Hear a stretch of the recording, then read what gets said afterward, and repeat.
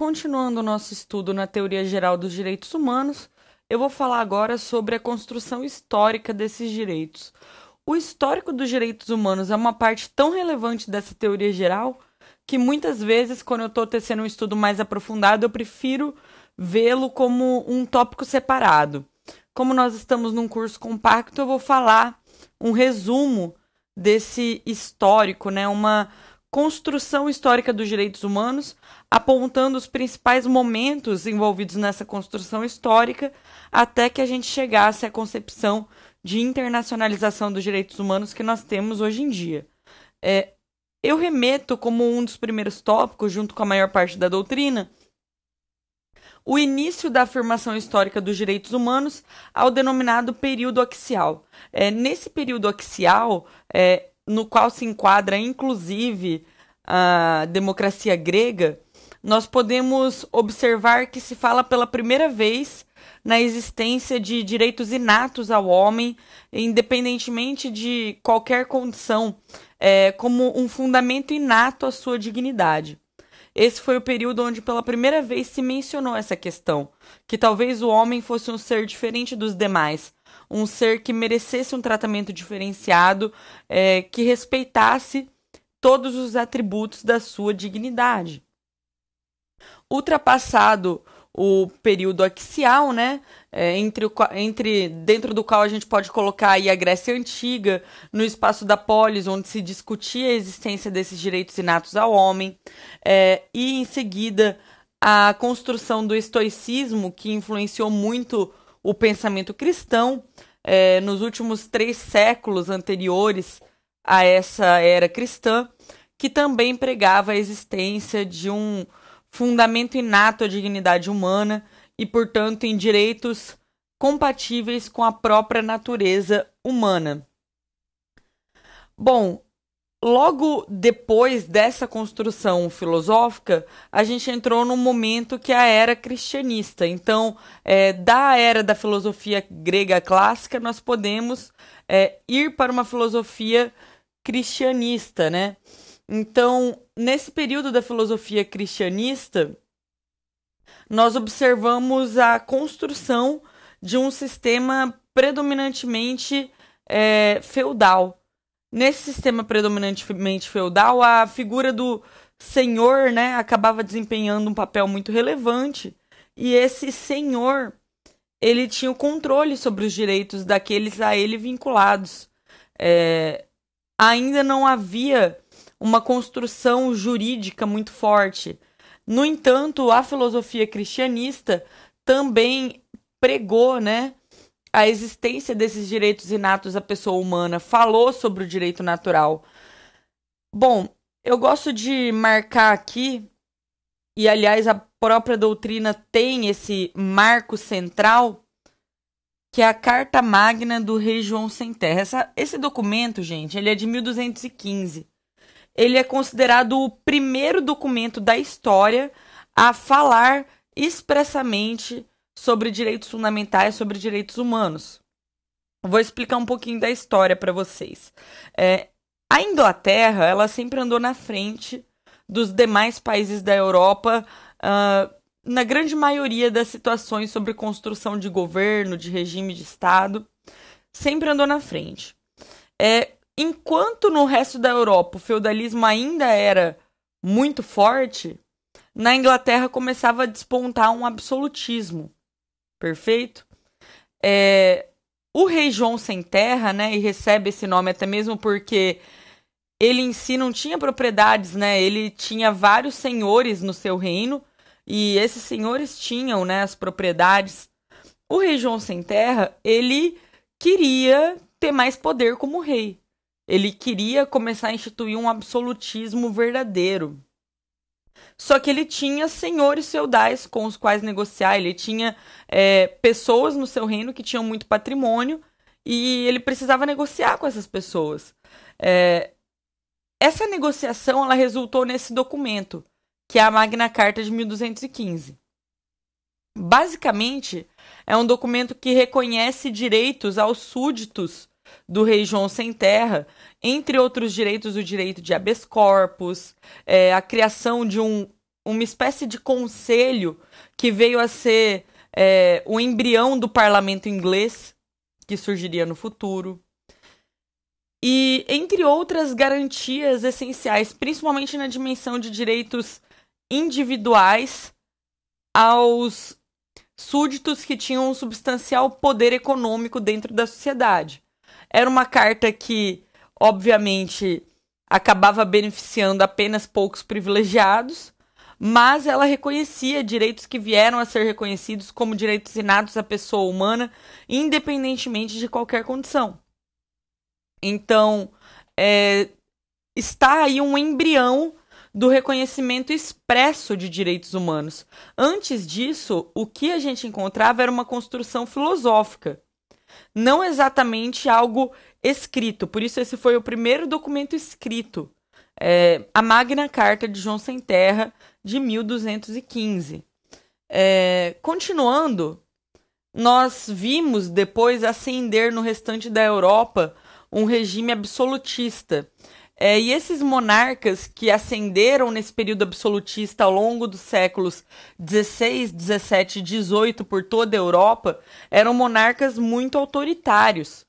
Eles governavam seus estados de maneira autocrática, porque eles realmente acreditavam naquela ideia maquiavélica construída de que o soberano tudo pode. O soberano decide o que é o justo, o soberano decide o que a lei vai dizer, ele decide sobre a aplicação da lei, e tudo isso em prol da manutenção de um estado coeso, independentemente do direito dos súditos. Essa é a concepção que estruturou o absolutismo nas suas primeiras fases, aliás, até a ascensão do iluminismo, que questionou essa concepção. Mas as monarquias desses séculos XVI, XVII e XVIII, elas se baseavam num fundamento muito autocrático, eram autoritárias, não respeitavam os direitos humanos dos súditos, até mesmo porque ignoravam a existência desses direitos. Só era direito aquilo que o rei dissesse que era direito e para quem ele reconhecesse esse direito. Evidentemente que essa posição extremamente autoritária não podia se fazer predominar. E pouco a pouco começaram a surgir movimentos na Europa e até mesmo nos Estados Unidos, questionando essa concepção de um soberano que tudo pode, tudo faz, tanto com relação ao seu país principal, quanto com relação às suas colônias. Obviamente, como eu sempre falo, o primeiro local onde despontam esses movimentos costuma ser a Inglaterra. A Inglaterra sempre andou na frente nesse aspecto de reconstrução de regimes. Na Inglaterra, esse questionamento começou num movimento que a gente veio a conhecer no futuro como Revolução Gloriosa. O que aconteceu na Revolução Gloriosa? Bom, nós tínhamos uma dinastia, que era a dinastia Stuart, que estava no poder e explorava absurdamente os súditos, explorava a burguesia, não deixava praticamente nada para aqueles que não fossem clero e nobreza. A questão é que muita gente estava se enquadrando nessa primeira dimensão e uma pequena base da sociedade, né, que não era nem clero nem nobreza, tinha que sustentar toda essa parte que era extremamente cara, ela gastava demais, ela era perdulária. A própria nobreza, né, era criticada por ser extremamente perdulária. A rainha, na época da Inglaterra, era considerada uma mulher muito perdulária, que gastava rios de dinheiro com joias, etc. E a população começou a se revoltar. Na verdade, óbvio que quando a gente fala que a população começou a se revoltar, a gente não pode ser ingênuo. Claro que quem começou a se erguer contra a monarquia era alguém que tinha algum poder contra essa monarquia, porque era dessas pessoas que se tirava o patrimônio que sustentava, notadamente a classe burguesa, como a gente vai ver nos outros movimentos, Revolução Francesa e Revolução Americana, tá? Ao longo dessa Revolução Gloriosa, a dinastia Stuart tentou tomar medidas bastante radicais, e uma das medidas que ela tentou tomar foi justamente excluir a execução, se recusar ao cumprimento da Magna Carta de 1215. Por exemplo, a Magna Carta de 1215 estabelecia lá que deveria existir um conselho. Esse conselho veio a ser o parlamento inglês depois. Mas esse conselho era um tipo de parlamento. E o rei decidiu excluir esse conselho. Ele queria cancelar a existência desse conselho.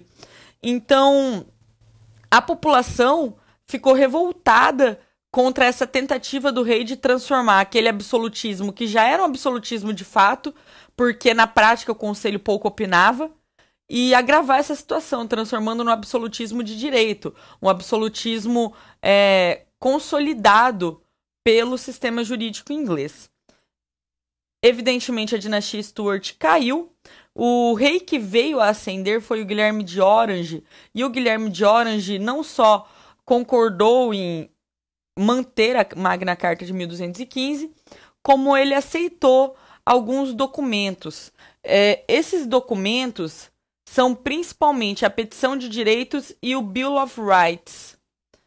Então, são duas expressões, o Petition of Rights e o Bill of Rights.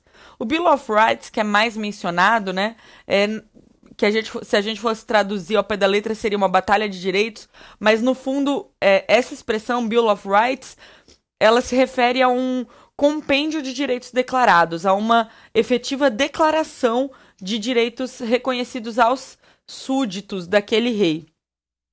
Esse Bill of Rights, que é muito cobrado nos concursos, foi o documento que resultou dessa Revolução Gloriosa, um documento de 1688, no qual são reconhecidos direitos aos súditos, conferidos poderes ao parlamento, demonstrando assim que essa concepção de que o rei como um soberano absoluto não deveria se consolidar.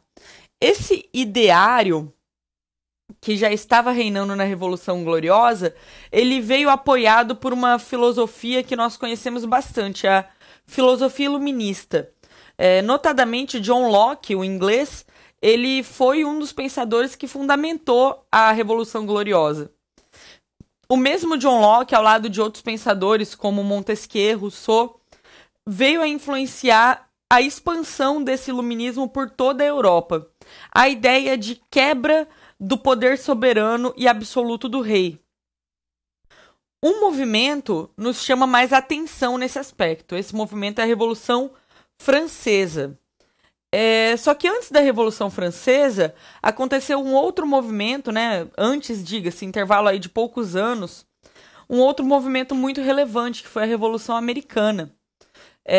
Seguindo, aparentemente, né, o civilismo dos ingleses, esses ingleses que tinham ido para os Estados Unidos da América e lá estavam construindo uma nova vida, eles se revoltaram contra a colônia. Eles se revoltaram porque essa colônia estava estabelecendo taxas excessivas, exigindo deles condições que eles não poderiam cumprir, deixando-os num estado de miséria, quando na verdade eles deveriam estar num estado de constante expansão. As 13 colônias inglesas, porque não era uma colônia única, não existia colônia Estados Unidos da América, existiam 13 colônias inglesas na região que nós conhecemos como América do Norte. Essas 13 colônias que estavam localizadas onde hoje nós conhecemos como Estados Unidos da América, se reuniram e, em prol de uma causa comum, né, e combateram o absolutismo inglês, entraram em guerra com o país colonizador, buscando a independência. Depois de muitos anos de luta, conseguiu-se a declaração da independência dos Estados Unidos. A Inglaterra veio a reconhecer essa independência e, junto com essa declaração de independência, também foi elaborada uma declaração de direitos. Essa declaração de direitos, ela se fundamentou muito na filosofia iluminista e é também um marco essencial nessa construção dos direitos humanos em termos teóricos. Perfeito? Mas por que eu falei de um jeito que dá a entender que a Revolução Francesa foi mais importante? Porque a maioria dos historiadores entende que, ainda que a Revolução Americana tenha sido muito importante, ela foi muito localizada. Ela se centrou muito nessa relação Inglaterra-Estados Unidos. Agora, o movimento que realmente teve uma expansão e gerou repercussão em toda a Europa foi a Revolução Francesa. A Revolução Francesa, ela teve como um dos seus principais marcos a queda da Bastilha, que aconteceu no ano de 1789, e logo em seguida foi elaborada a Declaração dos Direitos e Deveres do Homem e do Cidadão. Essa Declaração dos Direitos do Homem e do Cidadão é um documento que é considerado um marco na construção dos direitos humanos. Perfeito? Ele acabou inspirando a construção de muitos documentos que hoje existem no âmbito internacional, como a própria Declaração Universal dos Direitos Humanos. Então, a Revolução Francesa ela tem aí como antecedentes, basicamente, a percepção de que não era possível para a burguesia continuar sustentando a sua nobreza, o seu clero, de que essa burguesia precisava ascender para conseguir alcançar o efetivo crescimento econômico, expandir os seus lucros, expandir o seu capital, sem estar sujeito às vontades arbitrárias de um rei. E essa burguesia ascende, batalha com essa monarquia, ascende, toma a Bastilha, o que representa uma efetiva queda do poder soberano em detrimento do poder popular, e institui um novo sistema jurídico, institui uma declaração de direitos, mostrando que o Estado ele pode fazer tudo dentro dos limites dos direitos inatos ao homem e àquele que é cidadão. Perfeito? É um documento aí essencial, principalmente para a construção da primeira dimensão de direitos humanos, que é a dimensão dos direitos civis e políticos. Por que eu falo isso? Porque por mais que a Revolução Francesa tenha trazido um lema que veio a ser colocado como o lema das 3 dimensões de direitos humanos, é inegável que na prática ela se concentrava na primeira dimensão desses direitos. Então, vamos observar aqui que a primeira dimensão de direitos trabalha com liberdade. E como eu disse, o lema da Revolução Francesa era liberdade, igualdade e fraternidade. A igualdade, ela veio a ser reconhecida como fundamento da segunda dimensão e a fraternidade como fundamento da terceira. Mas, na prática, o que a Revolução Francesa fez foi garantir direitos civis e políticos a uma camada da população que tinha condições de exercê-los. O que acontece? Acontece que quando eu garanto muita liberdade, a gente acaba voltando para aquele estado natural dos homens, onde aquele que é mais forte vai explorar aquele que é mais fraco.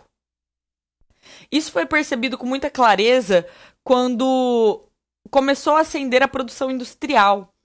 Quando essa burguesia, criando as indústrias e proporcionando uma saída da população das áreas rurais para a área urbana, essa burguesia começou a explorar de maneira desordenada a população que tinha menos condições, menos recursos. Perfeito?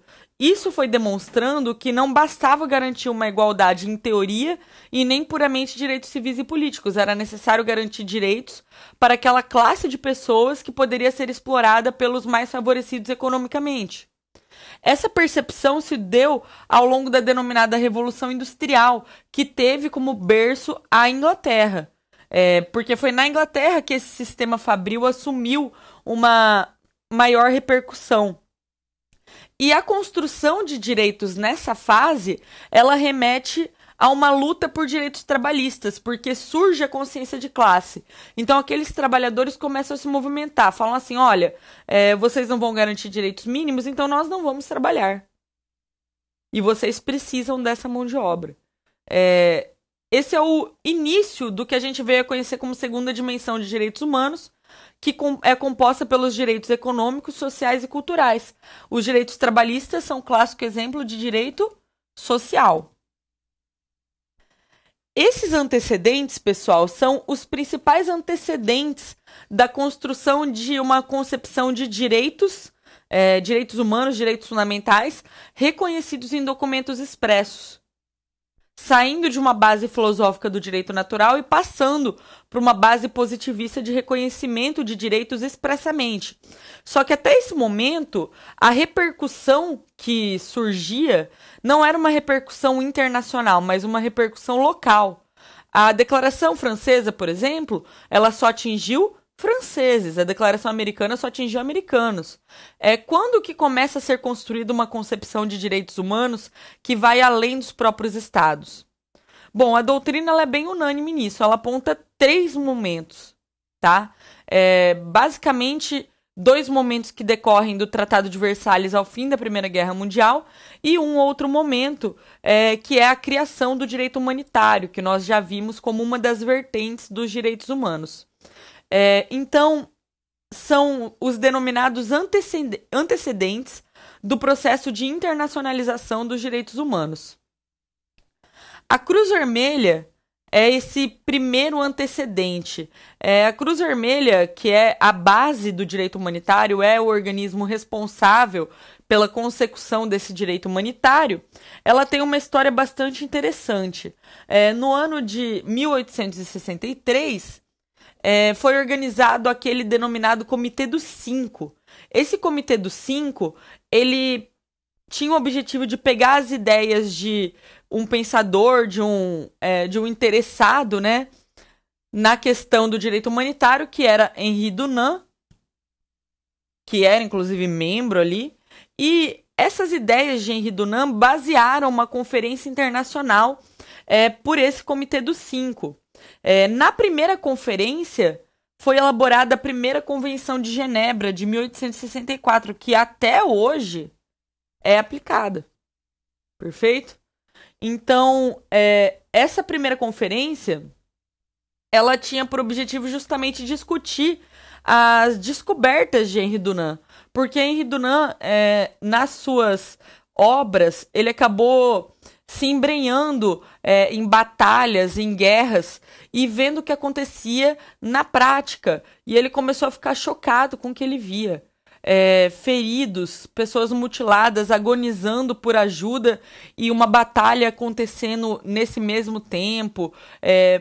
Enfim, as situações mais absurdas possíveis, locais de tratamento de doentes sendo destruídos, bombardeados, armamentos extremamente mais do que dolorosos, né, que causavam sofrimento desnecessário sendo utilizados. E Henri Dunant começou a falar, não, pera, tudo bem que se está em guerra, mas a própria guerra tem que ter um limite.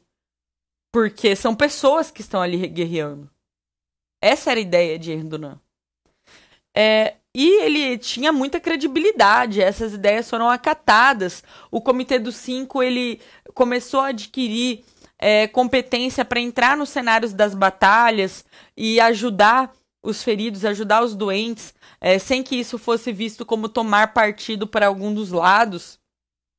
Mas o Henri Dunant, ele teve a sua imagem um pouco abalada. Ele foi à falência e isso comprometeu a imagem do Comitê dos Cinco. Só que isso não comprometeu a credibilidade da ideia dele. Isso fez com que o Comitê dos Cinco fosse reformulado. Ele passou a ser conhecido como hoje nós denominamos Cruz Vermelha, Comitê Internacional da Cruz Vermelha. Essa adoção de nomenclatura ocorreu no ano de 1876. A Cruz Vermelha já ganhou o Prêmio Nobel da Paz algumas vezes, o que demonstra que é um organismo muito forte em termos de direito humanitário. É o principal organismo que cuida do direito humanitário. Perfeito? Esse é o primeiro momento. O segundo momento é o Tratado de Versalhes. O Tratado de Versalhes foi o documento que foi assinado ao final da Primeira Guerra Mundial como uma condição de rendimento dos países vencidos aos países vencedores. Basicamente, o que esse Tratado de Versalhes fez foi criar uma organização internacional, e esse é o primeiro aspecto que antecedeu a internacionalização dos direitos humanos. Criou uma organização internacional denominada Liga das Nações.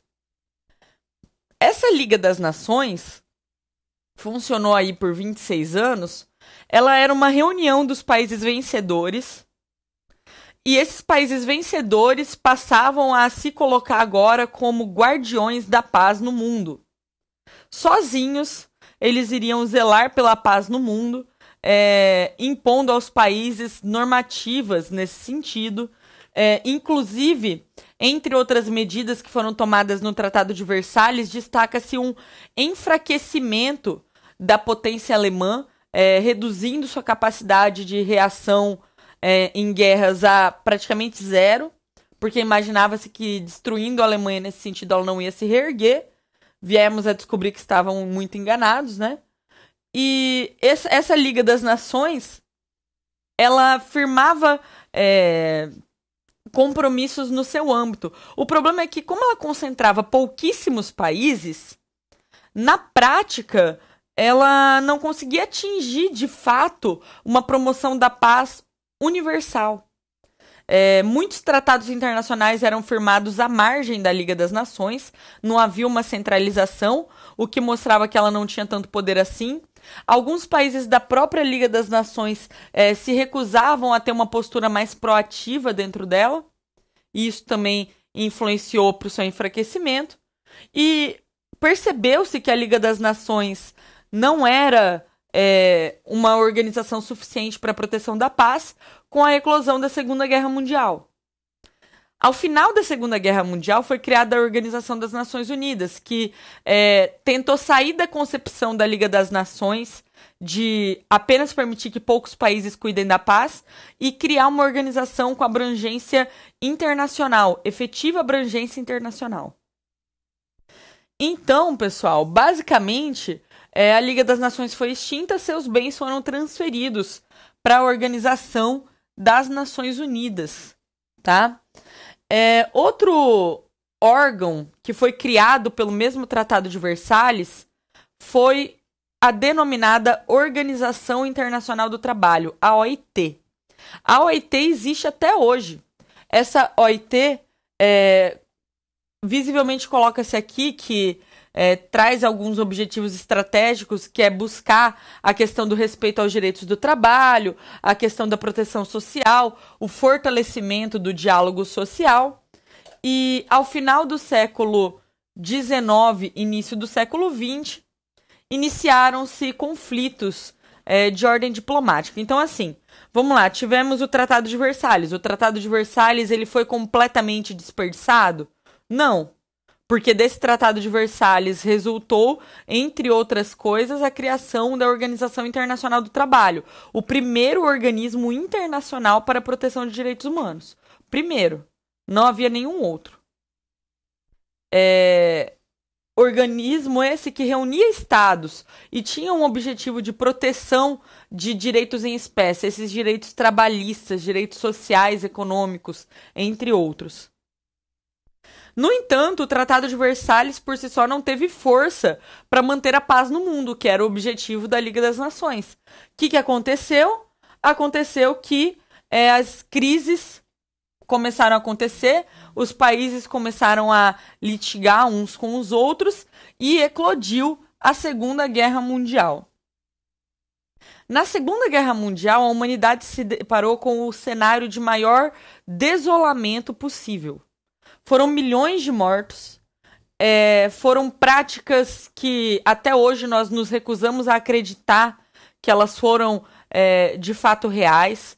O extermínio de pessoas em campos de concentração, a prisão de pessoas pelo simples não cumprimento do regime. Isso principalmente tanto nos regimes das potências Alemanha, Itália e Japão, mas não somente nelas, porque do outro lado a gente tinha a própria Rússia, e a Rússia também adotou uma posição muito autocrática com relação a seus cidadãos e aos presos que foram feitos ao longo da guerra. Mas o que assustou mais, né, a gente não pode negar, foi o nazismo e as suas práticas de extermínio e experimentação humana extremamente absurdas.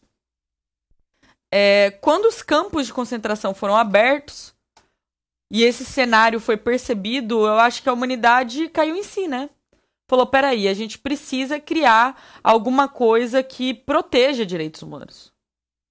Alguma coisa que impeça isso de acontecer, porque as pessoas que agiram assim, agiram com base na lei. A lei apoiava elas. Então, essa concepção de que basta que a lei diga, tinha que ser quebrada. Era preciso resgatar o justnaturalismo e criar um sistema de proteção de direitos humanos. Três foram os marcos para a construção, para a base desse sistema de direitos humanos. O primeiro marco foi a criação de uma organização que, diferente da Liga das Nações, agora tivesse uma abrangência de fato internacional. A Carta da Organização das Nações Unidas, ela data de 1945 e é o embrião da organização que hoje nós vemos como uma organização universal internacional de proteção dos direitos humanos. Mas não somente isso. Além da Carta das Nações Unidas, teve um evento muito marcante, que foi o Tribunal de Nuremberg. Nesse Tribunal de Nuremberg, todos os líderes nazistas foram colocados a julgamento e esses líderes nazistas foram questionados. Por que vocês fizeram isso? E eles falavam, eu só estava cumprindo ordens, eu só estava obedecendo a lei. E aí os julgadores viraram e falaram, olha, nenhuma lei que diga esse tipo de atrocidade pode ser respeitada, porque existem parâmetros mínimos de razoabilidade referentes à dignidade humana que devem ser conservados. Vocês sabiam eticamente, moralmente, que o que vocês estavam fazendo era errado. Não importa se não existe uma normativa que imponha a vocês agirem de outra maneira. Se a lei diz algo tão absurdo, ela não deve ser cumprida. Porque os direitos humanos não precisam estar expressos na lei, eles existem como condições inatas à humanidade. Só que mesmo que eles existam como condição inata à humanidade, a Organização das Nações Unidas disse o seguinte, nós vamos dar maior segurança para a garantia desses direitos, nós vamos reconhecê-los expressamente. E o primeiro documento a reconhecer expressamente direitos humanos no âmbito internacional foi a Declaração Universal dos Direitos Humanos. Esse documento, de 1948, é a base de todo o sistema de proteção dos direitos humanos em todas as esferas, na esfera internacional, regional e nacional. A partir dessa declaração que diversos documentos foram estabelecidos. Nós vamos estudar mais adiante essa declaração em um pouco mais de detalhes, mas esses três movimentos, a declaração, o Tribunal de Nuremberg e a criação da Organização das Nações Unidas, finalizam a nossa linha histórica, criando a base para a construção de um direito internacional dos direitos humanos.